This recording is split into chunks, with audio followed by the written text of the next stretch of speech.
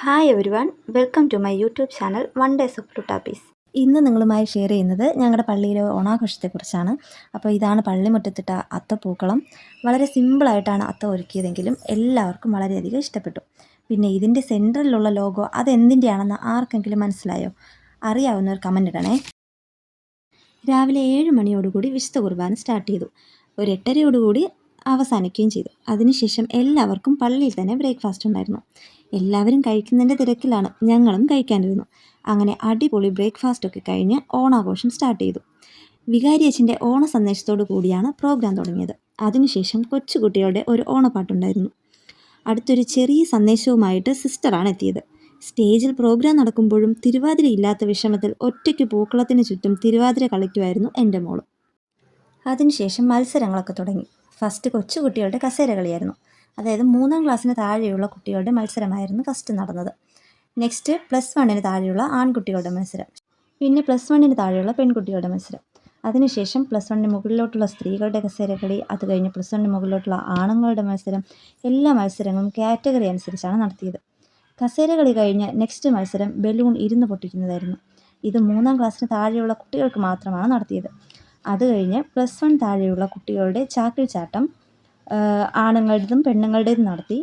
പിന്നെ നടന്നത് +1 മുകളിലുള്ള സ്ത്രീകളുടെയും +1 മുകളിലുള്ള പുരുഷന്മാരുടെയും ചാക്കിൽ ചാട്ടമാണ്. അതിനിടയിൽ ഒരു ചലഞ്ചും കൂടെ ഇവിടെ നടന്നായിരുന്നു. അത് നിങ്ങൾക്ക് ഞാൻ വോയിസോടുകൂടെ തന്നെ കാണിച്ചു തരാം.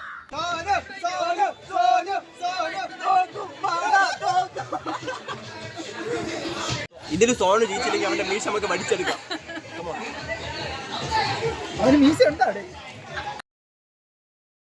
അവന് മീശ ഉണ്ടോന്ന്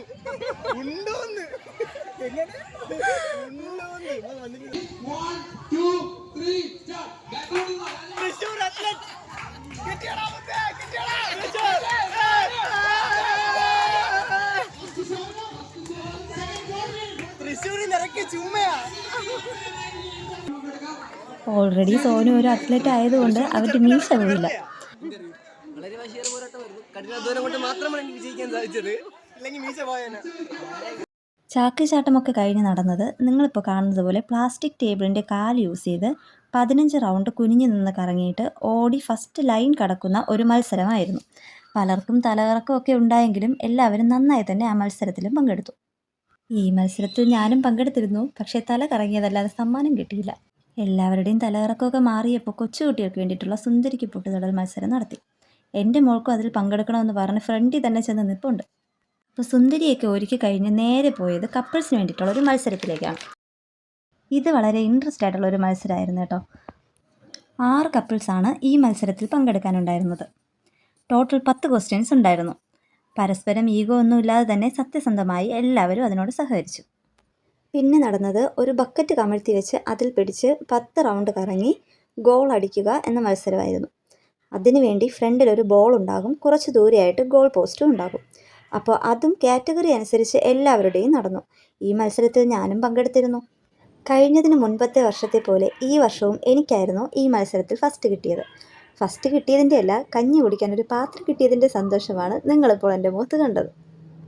അടുത്തതായി എല്ലാവരും ഏറ്റവും കൂടുതൽ കാത്തിരുന്ന മത്സരമായിരുന്നു. ഓണാഘോഷങ്ങൾ നിറസാന്നിധ്യമായി നിൽക്കുന്ന വടംവലിയായിരുന്നു അത്. ആദ്യം സ്ത്രീകളുടെ മത്സരമായിരുന്നു. 35 വയസ്സിന് താഴെയുള്ളവരും 35 വയസ്സിന് മുകളിലുള്ളവരും തമ്മിലായിരുന്നു മത്സരം. ഞാനും ഈ മത്സരത്തിൽ പങ്കെടുത്തിരുന്നു. ഫസ്റ്റ് റൗണ്ടിൽ ഞങ്ങൾ ജയിച്ചു. സെക്കൻഡ് റൗണ്ടിൽ നിങ്ങളിപ്പോൾ കാണുന്നത് പോലെ ഞങ്ങൾ തോക്കുമെന്ന് തന്നെ വിചാരിച്ചു. കാരണം ആൻറ്റിമാരൊക്കെ ഫസ്റ്റ് റൗണ്ടിൽ തോറ്റതിൻ്റെ വാശിക്ക് സർവ്വശക്തിയും എടുത്ത് വലിച്ചു. പക്ഷേ എല്ലാവരുടെയും കണക്കുകൂട്ടലുകളൊക്കെ തെറ്റി വീണ്ടും ഞങ്ങൾക്ക് തന്നെ ഫസ്റ്റ് കിട്ടി. പക്ഷേ 1-2 പേർക്ക് ചെറിയ പരിക്കൊക്കെ പറ്റിയായിരുന്നു കേട്ടോ.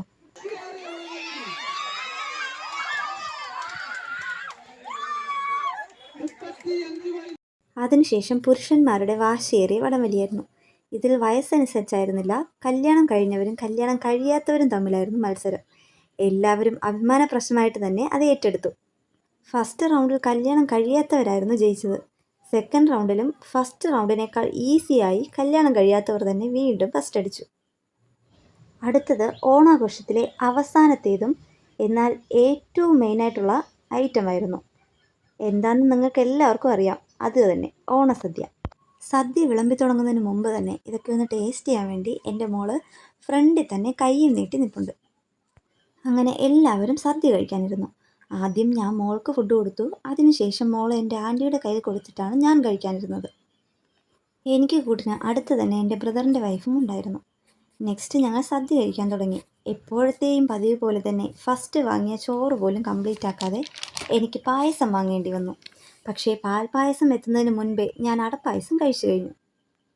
സദ്യയിൽ ലാസ്റ്റ് വരുന്ന 2 ഐറ്റമാണ് എനിക്ക് ഏറ്റവും ഇഷ്ടം. 1 രസം, 2 മോര്. ഇത് രണ്ടും കൂടിയുള്ള കോംബോ അടിപൊളിയാണ്. ഞാൻ അതുകൊണ്ട് തന്നെ കപ്പിലാണ് വാങ്ങാറുള്ളത്. പകുതി രസം, അതിൻ്റെ കൂടെ പകുതി മോരും. അപ്പോൾ ആർക്കൊക്കെ ഈ കോംബോ ഇഷ്ടമാണെന്നും ആരൊക്കെ ഇത് ട്രൈ ചെയ്തിട്ടുണ്ടെന്നും കമൻറ്റ് ചെയ്യണേ. അങ്ങനെ സദ്യയൊക്കെ കഴിഞ്ഞ് വയറും മനസ്സും ഒരുപോലെ നിറഞ്ഞ് ഞങ്ങളെല്ലാവരും വീടുകളിലേക്ക് യാത്രയായി. ഇത് ഞങ്ങളുടെ റോഡ് സൈഡിലിട്ട പൂക്കളമായിരുന്നു. എനിക്ക് ഈ പൂക്കളം ഒത്തിരി ഇഷ്ടപ്പെട്ടു. അതുകൊണ്ട് നിങ്ങൾക്കും കൂടെ ഒന്ന് കാണിച്ചു തരാമെന്ന് വിചാരിച്ചാണ് വീഡിയോ എടുത്തത്. അപ്പോൾ ഇന്നത്തെ വീഡിയോ ഇത്രയേ ഉള്ളൂ. നെക്സ്റ്റ് വീഡിയോ കാണാം. Bye bye.